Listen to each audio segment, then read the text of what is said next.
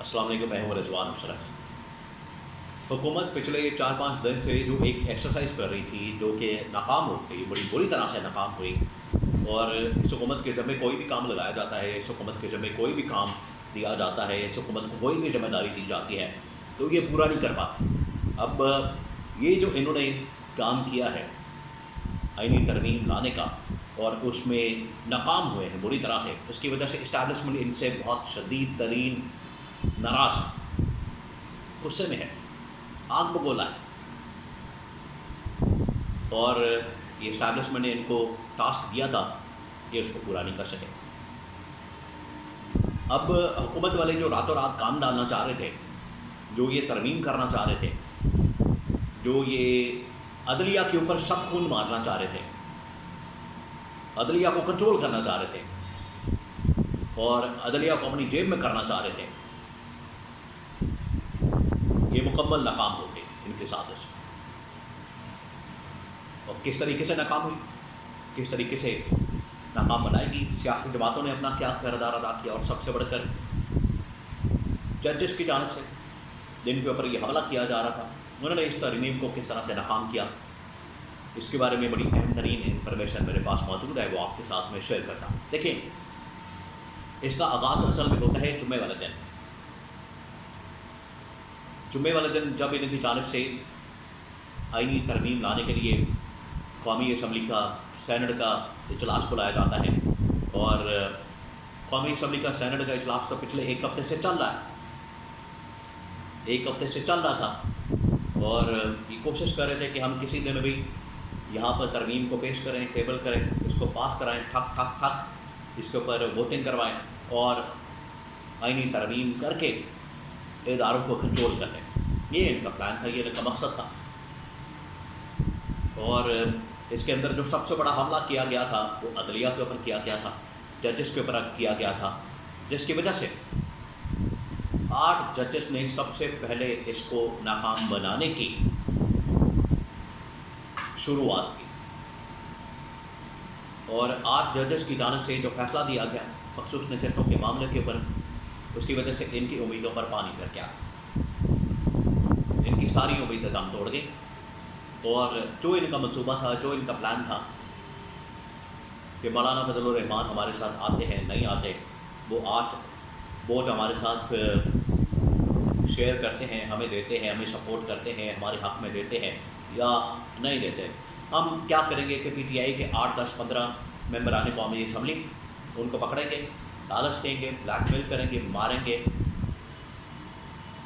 اٹھائیں گے، زبردستی کریں گے، دھونچ اور دھاندلی کے ساتھ ان کے ووٹ آئینی ترمیم کے حق میں کروائیں گے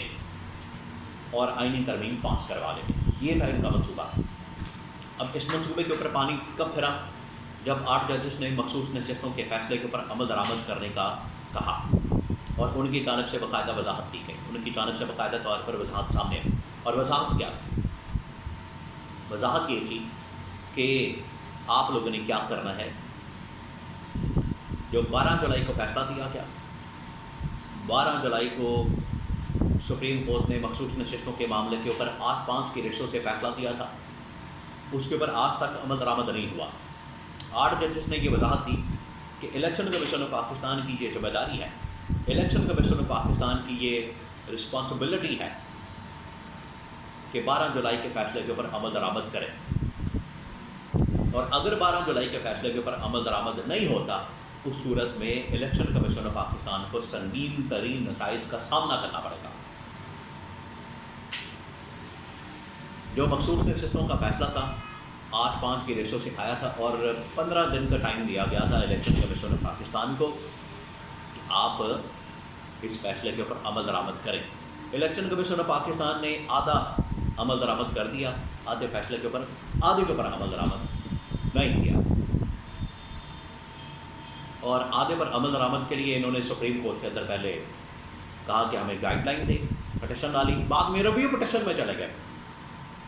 تو الیکشن کمیشن آف پاکستان کی اس حرکت کو سپریم کورٹ نے بھی ایڈریس کیا۔ سپریم کورٹ نے کہا کہ آپ نے یہ جو حرکت کی ہے، پہلے آپ نے گائیڈ لائن مانگی، اس کے لیے آپ نے درخواست دی، اس کے بعد آپ نے ریویو پٹیشن ڈالا، یہ جو آپ کی جانب سے حربے ہتھ کنڈے استعمال کیے گئے ہیں، یہ اس فیصلے کے عمل درآمد میں رکاوٹ ہے. اس فیصلے کو عمل درآمد آپ نہیں کرنا چاہتے، اس فیصلے کے اوپر عمل درآمد نہیں کرنا چاہتے، جو کہ صاف نظر آ رہا ہے کہ آپ ڈیلنگ ٹیکٹکس استعمال کر رہے ہیں، تاخیری حربے استعمال کر رہے ہیں، جبکہ فیصلہ اپنی جگہ پر موجود ہے، کلیئر ہے، دو ٹوک ہے، اور اس کے اندر کوئی شک موجود نہیں، کوئی اس کے اندر ابہام موجود نہیں، کوئی اس کے اندر رتی برابر بھی ڈاؤٹ نہیں ہے کہ اس فیصلے کے اوپر کیسے عمل درآمد ہونا ہے. اب جو حکومت کا منصوبہ تھا اس فیصلے کے بعد، حکومت کا منصوبہ تو مکمل فارغ ہو گیا. جو یہ بیٹھ کر پلان کر چکے تھے کہ ہم 10-15 ممبران قومی اسمبلی پی ٹی آئی کے توڑ کے لوٹے کر کے آئینی ترمیم کے حق میں ووٹ دلوا دیں گے اور آئینی ترمیم پاس کروا لیں گے، یہ ان کا منصوبہ تھا. اور یہ 8 ججز نے اس سازش کو ناکام بنا دیا. لیکن 8 ججز کے اندر 4 وہ ججز ہیں جو کہ اپ کمنگ آنے والے چیف جسٹس ہیں، جس کے اندر جسٹس منصور علی شاہ ابھی مہینے بعد چیف جسٹس انہوں نے بننا ہے. اور اس آئینی ترمیم کے اندر یہ واضح نظر آ رہا ہے کہ یہ آنے والے چیف جسٹس کا راستہ روک رہے ہیں، جو کہ جسٹس منصور علی شاہ ہیں، اور مزید 3 اور ججز کا راستہ روکتے ہیں جنہوں نے مستقبل کے اندر چیف جسٹس بننا ہے، اور وہ آج اپنی پینل کے اندر شامل ہیں. اب یہ کہا جا رہا ہے کہ سپریم کورٹ کے اندر سیاست ہو رہی ہے، سپریم کورٹ سیاست کر رہا ہے، سپریم کورٹ پارٹی بن گیا ہے، supreme court P T I کی سہولت کر رہا ہے.